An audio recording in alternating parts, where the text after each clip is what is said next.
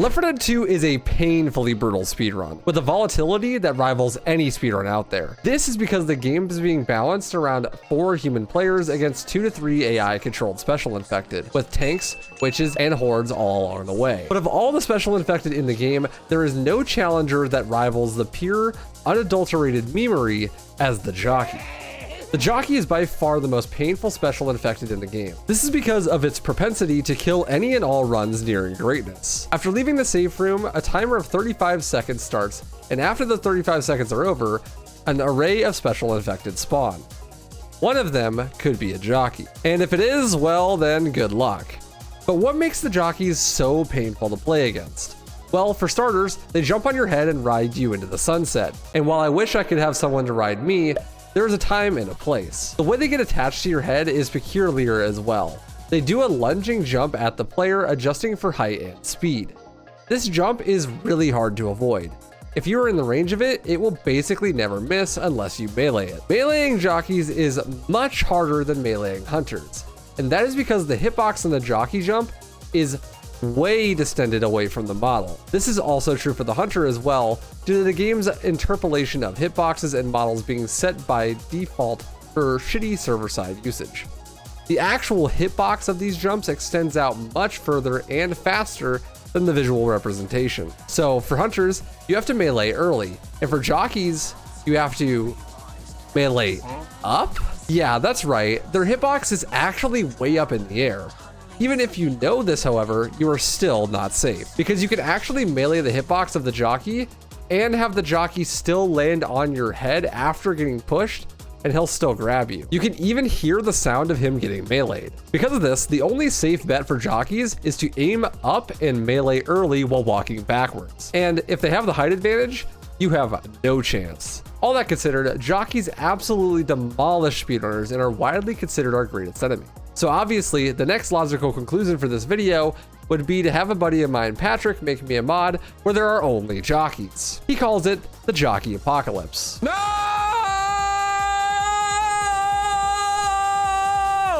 The goal of this challenge run was to beat all 14 campaigns in one sitting, with every enemy being replaced by jockeys. So it's like Last Man on Earth, but like an actual good mutation. When Patrick made the mod for me, he originally used the Spite mutation as a base. Spite spawns only tanks, but this mod spawns them in a lot differently than Tank Run. In Tank Run, the tanks spawn normally and have a cap of up to 6, but in Spite, the tanks replace common infected spawns and have no cooldown. This means that there could be up to 5 jockeys at once, and they instantly respawn when killed. This sounds a bit unfun, so I asked Patrick if he could make it so there was more of a delay between them spawning in more jockeys after one dies, or to lower the total amount.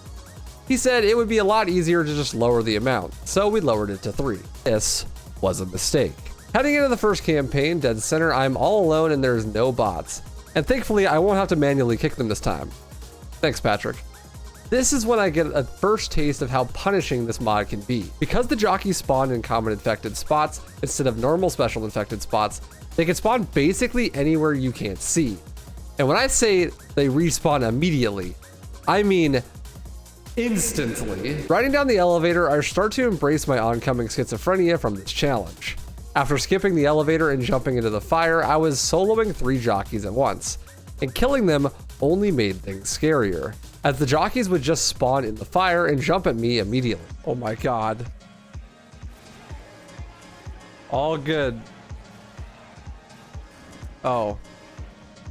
Not all good. I can't fucking see anything, dude. I almost beat this map first try, which would have been very impressive, but not as impressive as this jockey's position. Second try was not bad, especially for what was to come. Run! Why does he sound so close? I made it. Okay, cool. The next map is where I realized what would be a trend. The start of every level would be by far the hardest part, because you only just open the safe room door and the levels are designed with those 35-second times between you opening the door and special infected spawning. The safe rooms were almost always choke points, and this one in particular was also an uphill climb, making it even harder to melee the jockeys. Surely I'll be fine. We're good. A few moments later. I'm not fine. This is not fine. I'm pretty sure the hardest part of every map is going to be right at the beginning. Nearly 30 minutes in, I would come up with a strategy. If I just didn't kill the jockeys, they won't respawn in front of me and kill me. Or so I thought. While their AI isn't always amazing, it does have some safety mechanisms that help them catch up to you if you get too far ahead. It's called cheating. These cheating fucks can teleport in front of the player at any point if the game decides they are left behind. So, if I tried to just run past them, the jockeys would spawn in front of me, often in horrendous places. As you saw with the individual stuck inside the wall, jockeys don't always spawn in ideal places to fuck you, just most of the time. Howdy, howdy. I meleeed you, you whore. Oh, I can't wait for the maul that's gonna happen. 100%, I'm gonna maul super hard today. Thankfully, I could use this to my advantage. By doing what some people call getting lucky, I prefer to call it being a legend. I used this strategy to great effect on the maul, completing the level with no deaths on the first try. Nice, let's go. No death. For the finale, I had no idea how it was going to work. I have to collect 8 gas cans and fill them up at the car, but what I wasn't expecting was for tanks to spawn as well. So I guess I lied in the title. What else is new? These tanks were actually a blessing though, because I could throw a boomermobile at the tank and the jockey would just try to jump him. Like a bunch of kids trying to take down their dad. Get them jockeys. Once the tank died though, I had no interest in being their stepdad, so I got the hell out of there. After many deaths, of course. I was just staring at this jockey. I'm like, he's in place. Any jockeys? Lol, he fell. Off plus ratio. Surprise, motherfucker. Why are you here? Why are you here? Why are you here? Why? I wasn't expecting them to go there.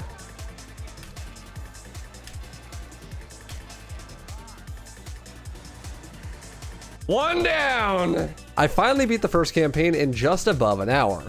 Not great. That means that this challenge is going to take almost 14 hours. The passing was next, and I was afraid of this one because it's one of the hardest campaigns.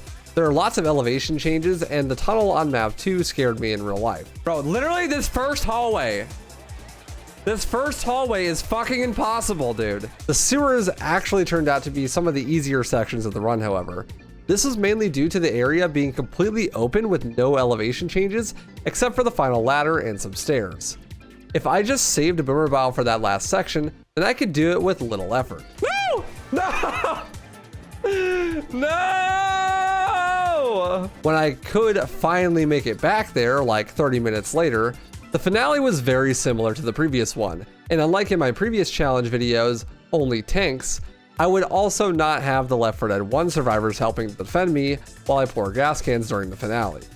This means I just had to run around and kite 3 jockeys at once while I collected 10 gas cans and multiple tanks spawned. Thankfully, there was a boomermobile at the start that I could use to get the first half of the cans pretty easy. The problem was I got really unlucky and didn't get a single other boomermobile spawn, so I had nothing to cover me while I went to pour the cans. I had to shake up my strategy and save that bile as long as possible so I could use it on a tank and then pour my cans in peace. We did it! Let's go! An average of an hour a campaign, but those 2 were the hard campaigns, so surely it'll get easier now. After about 2 hours, I get to Dark Carnival, where I can show off my sick B-hops. Well, never mind. There's too many jockeys. Just live. We're chilling. No, we're not.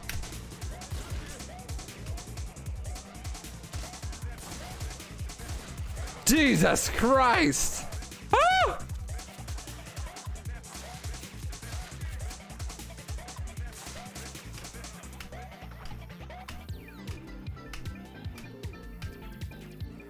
Okay, that was a lot harder than I thought it was gonna be.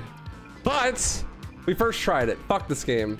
The jockeys on Dark Carnival's second map weren't that bad. Once I ran past them, it took them a while to respawn. I think this is because of the large open areas. That doesn't mean I didn't die like 768,484 times. And unfortunately for me, the jockeys were going into the gym, and they were gonna be showing me this blasted out hole of love. Or rather, making me that. What? Fuck! Okay. I looked down like 1 frame too early. I can't do anything cool, can I?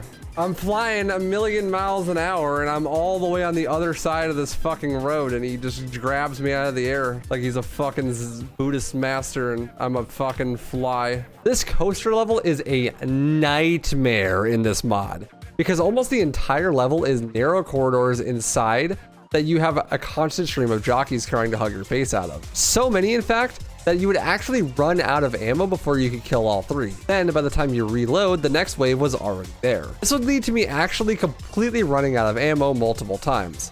And if I didn't gain enough ground between waves, I wouldn't be able to make any progress at all. And once that was all over, I had to try and do the coaster skip with these kids climbing the coaster after me.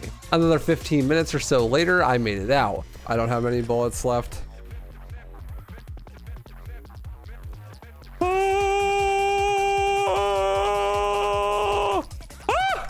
Okay. But I was terrified of some of the later campaigns. Maps like No Mercy, where the entire campaign is narrow hallways, were going to be absolute hell. The holdout finales are really straightforward though. Just kill 2 tanks while having to be chased down by some jockeys. I almost did this first try until this happened. No! Get in there. Get in the fire. No! He's on fire! He's not on fire. Where did he come from? Where did he come from? Yeah, I have zero clue where this dude came from. He didn't make any sound either. I'm mad. Swamp Fever turned out to be one of the easier campaigns, and that was because I had the cheat codes. I got a grenade launcher, and that made the run so easy. All I had to do was roughly hit the jockeys with a blast to stumble all of them, and that would give me a good enough lead to make up some huge space. Hard Rain was way more painful, however. The narrow hallway level design makes a return, but this time with water everywhere. What? And multiple vertical levels to deal with. And on top of that, you had to wait for this elevator to show up while fighting waves of instantly respawning jockeys. Dude, they peeked me at the perfect time, man. The parish I was afraid of, to be honest. This level's design is a zigzag shape that has the special infected climb over them instead of teleporting, meaning that you can never truly escape the jockeys. On top of that, there are a ton of dead angles that you can just not check. And on top of that, there are a lot of elevation changes that jockeys can catch you off guard on. The first map was fast as always, but the third map, oh my God! In all of the challenge runs I've ever done, there has never been a more tilting experience. For whatever reason, I don't know why. Maybe it's because the map is really long, or because there's a lot of elevation changes, or some other factor. But this was the single hardest map of the whole goddamn run. The jockeys at the start of the level would swarm me, and because of all of the angles I couldn't see around, if I killed one, it would immediately get on my face hole and fill it. How did that miss? You're literally right next to him, dude.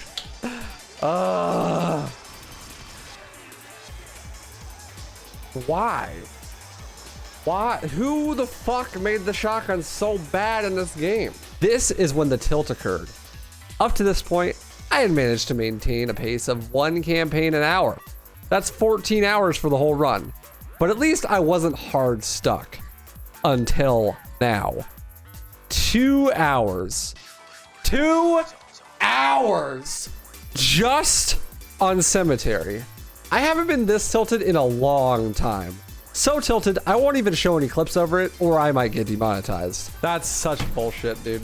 There's nothing I can do. There's literally nothing I can do. Like, I have shot so many jockeys that I literally ran out of ammo. But amidst my tilt, a new strategy was born. One of pure hatred and desperation to escape this hell that I have created for myself. Quit content no. The other solution that I came up with was just don't kill the jockeys. Boom, I know. 5-head idea, I'm a fucking genius. But this time there's a catch. If I walk backwards through the level and look at the jockeys, I can keep them on my screen and from despawning. That way, I was always running away from 3 jockeys and they can never respawn in front of me. I could have them follow me through every level like this, like the little ugly ducklings that they were. Once I figured this out, the walls of my cage fell apart and I started flying through the campaigns. I beat the parish in about 6.5 hours, but I would be done with the next 2 campaigns in only an hour and a half. Whew. Okay, thank God. Woo! No Mercy, the campaign I was most worried about, turned out to be not a big deal with this kiting method. With only 3 campaigns left, I had mastered this technique, and I was doing most of the campaigns with only 1 or 2 deaths per map, instead of 20 to 30. Manipulating their respawn mechanic made it so much easier. Of course, there are jockeys, so it was obviously complete cancer, but after the hell that I had been through on the parish, this was nothing. I just needed to make it through, tired and tilted as I was. But I did it, eventually. All 14 campaigns done on Jockey Apocalypse in 12 hours and 14 minutes. Oh, finally, dude. Fuck. Oh, that was so cancer. I am never doing that again. It's insane how the respawn timers being removed just makes the game so much harder. Stuff that I normally would never have to consider, like ammo I have in my gun or total overall ammo, came into play when I had to kill endless waves of bullshit. And if I didn't already have an appreciation for Jockey's descended hitbox before, I sure do now. Thanks so much for watching, you guys. I really appreciate it, and stay stylish.